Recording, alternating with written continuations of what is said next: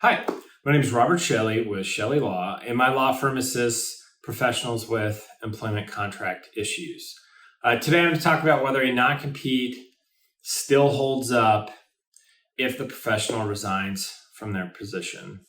So if you have taken a job and they've likely had you sign some kind of employment contract, in that employment contract, if you're in healthcare or sales, it likely will have some kind of non-compete clause. So a non-compete is a restrictive covenant, and that essentially stops you from doing something either during or after the contract is terminated.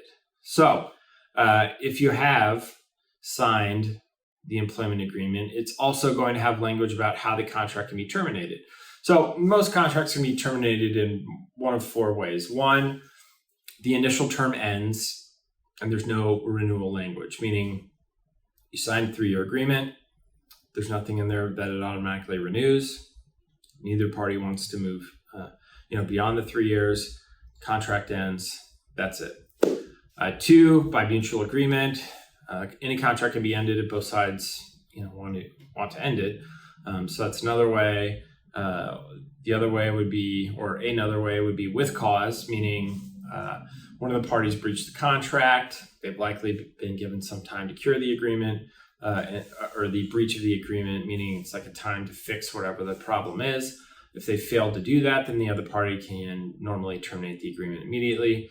And then this is kind of the important one, is without cause termination. And that simply means either party can terminate the agreement at any time for any reason with a certain amount of notice to the other party. So most contracts are somewhere between 30 to 90 days notice. Depends upon what industry you're in. If you're in sales, it's going to be on the low end. If you're in healthcare, you're a physician, 60 to 90 is kind of normal to assist with continuity of care issues. All right, so if you resign, it means you have terminated the contract without cause. So as I stated before, you are going to have to provide written notice to your employer, and you're going to have to work for whatever notice requirement period is in the contract, unless either both parties agree to something less than that. And there's almost no scenario where if the employee terminates the contract without cause, that the non-compete would be somehow invalidated. I mean, that would kind of almost, make a non-compete never enforceable, because 9 out of 10 times a contract is terminated by the employee giving, without cause notice. So to be clear, if the professional is the one that decides to terminate the contract without cause, the non-compete is still going to apply. The really only scenario where there may be language that states it won't apply would be if the employee terminates the contract with cause, meaning the employer has violated some part of the contract, they're in breach of contract, they don't cure the breach, and then the employee will then have the opportunity to terminate the contract immediately. And many times a non-compete will have language that if the employee terminates the contract with cause, that the non-compete would apply. Now, terminating a contract with cause is not resigning.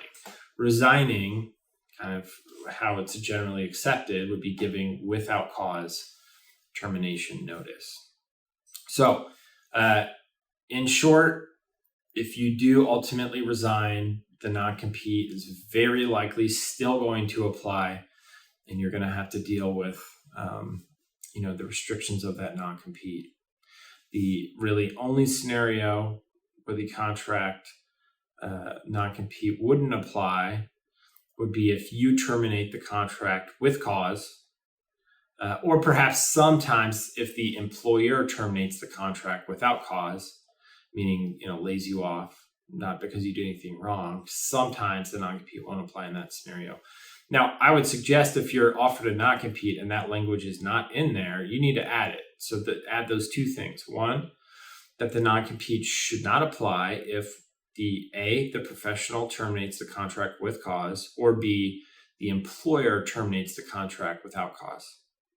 So those two things can protect the employee from having a non-compete apply to them, in every scenario where a employment relationship would end. All right, hopefully that's helpful. If you have any questions, feel free to contact my law firm. We can assist with employment contract, independent contractor issues. You can call us at the phone number listed below in the description, or you can reach us through our website, chellelaw.com. If you thought this video was helpful, please like, subscribe to the channel. We release videos every single day. All right, appreciate it. Thanks.